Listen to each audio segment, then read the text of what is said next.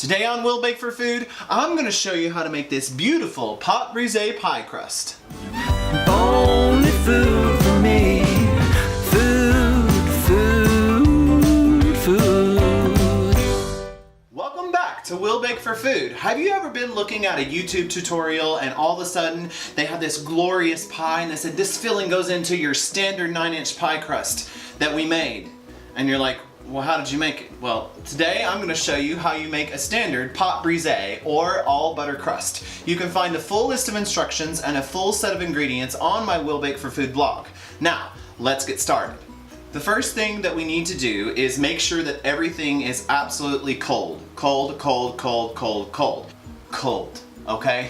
So what I actually did before we began is I cubed up 2 sticks of butter and I put them in the freezer just so that it's super cold, okay? And I put some ice in some water here and made some ice water. We'll measure that out in just a second. Now, for our dry ingredients, I've got my handy dandy food processor here, and I try to do this by hand, and just because everything has to be so cold, it's almost impossible to get the right consistency of everything if you do it by hand. Fret not, you can do it by hand. However, I have a food processor, so I'm going to use that, okay? First thing we want to do, make sure that your blade is in your food processor.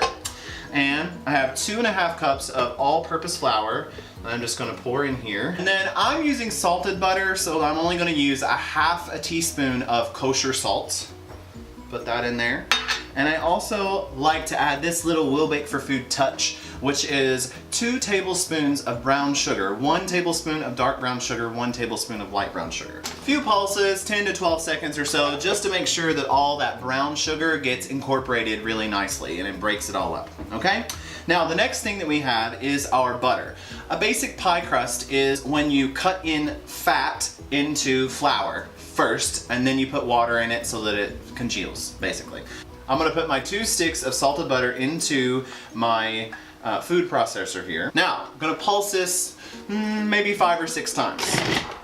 I went 7, but I want to show you, when you pick it up, you still have some pretty big pieces of butter. So we're going to go ahead and pulse it a little bit more. Whoop. So what you want your butter to resemble is you just want it to be about the size of peas at this point, because we're going to put some water in here and we have to pulse to get the water incorporated, and it'll still make it a little bit smaller as we go, okay? So the next thing is we want about 1/2 cup of water. Now I've measured out way more because I knew I was going to measure it in this, but what I found was even using a food processor, this is an essential step. You can't use the tube. You have to sprinkle it over top.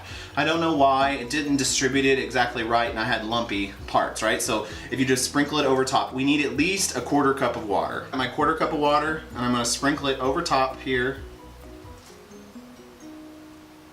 evenly and pulse again.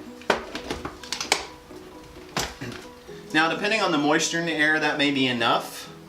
But see, it's not really holding together yet. It's still kind of crumbly. So I'm gonna put at least 1/2 cup more, or 1/4 cup more of my water in here.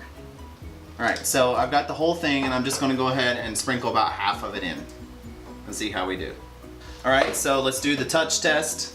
If you touch it, it's still pretty crumbly. So I'm gonna go ahead and put the whole thing in there. It'll take it. There, so it's kind of holding together. That's perfect, okay? Now, this step can be a little tricky, but is essential. So what I've done is I've laid 1 piece of my plastic wrap long ways and made basically a cross here. So I'm gonna pour all of this out, hold one of these over here, right? And what we're gonna try to do is, remember, you can't touch it at all. So you want to pull this together with your cling film, and you will see that it comes right together. So after I got my dough out and put on here and kind of clumped together, what I did was I divided my pieces in half. And what I'm gonna do now is, using my cellophane here, I'm just gonna kind of bring it together, not working it too much. You don't want too many glutens to build up or it'll shrink on you. Okay, work this together.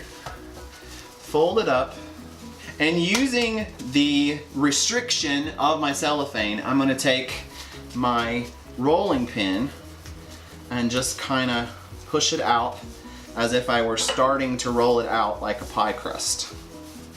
And then now we need to stick this in the fridge and let it rest for at least an hour. So I'll see you in an hour.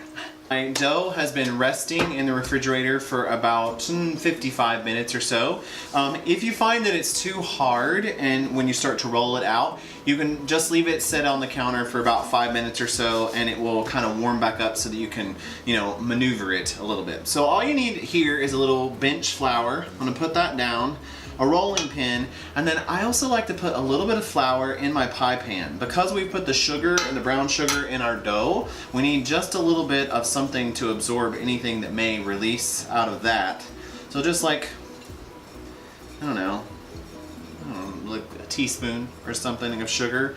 Just put it all the way around, up and down the sides, and then I just dump the rest of that out. It just needs to have just a little bit of something that keeps that from sticking, okay? So, spread this out.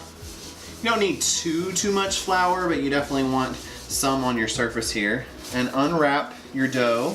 Put a little on top of your dough, and also put a little bit on your rolling pin. You need some on your rolling pin too, because you don't want anything to stick, okay? And then just gently start from the center of your dough and roll outward. And then I like to kind of roll and then turn. Just a little, roll and then turn. And this is where you can tell if it's too cold, it'll start to crack quite a bit. So just let it rest for a little while, but roll and turn. This looks like it's doing pretty well. It's kind of starting to spread out. This will take a little bit of time, but you want to keep turning it because one, it will keep from sticking to your surface, but two, so that your circle is as even as possible. So my pie crust is pretty much rolled out here, and the next thing that I'm gonna do is get it into my pie plate. Now, I like to make sure that, even though I put a little bit of flour in here, you don't want too much excess flour, so take your rolling pin and just roll it back up over your rolling pin. And if there's a little scratch or a little, break, don't worry about it. We can fix that in just a minute. And get a lot of the excess flour off of here. You don't want too much on there. I just like to put my pan right back in that spot, pull it up, and roll it right back across, okay? Now, this is where I failed so many times. Here's what I learned. You pretty much have to make sure that you lift out and tuck it in this way. After you get your sides kind of glued in, the next thing that you want to do is trim. Now, what I found the easiest way to trim it is if you put your finger right on the rim here, and then just go, don't cut your finger, but go next to your finger like so, all the way around. So after I have all of my trimming done, I like to just go around and tuck under just so that it's right on the edge of the pie plate. And be careful not to lift this up. Remember, we had to make sure that we're not creating too much tension in the bottom here. What I do is take my finger like I'm pinching it, and then I stick this finger like that pretty much. So just go around and quickly, don't worry about getting it perfect right now, but just go around and press in this way. Alright, so you can see we have all of our crimping done here, and it looks really cool. So what I'm going to do now is I'm going to preheat my oven to 365 degrees, and I'm going to stick this into the freezer so that the glutens can relax, rest, and the butter can chill before we bake it. I've chilled this for 15 minutes, my oven's preheated to 365, and what I'm going to do is just take the tines of a fork here and dock it all the way around. And then one other thing I like to do is just kind of turn it as you go, but dock the sides here too. Okay, one last little thing I do is I like to kind of try to lift it up so that if anything is stuck right to the edge here, it will lift up.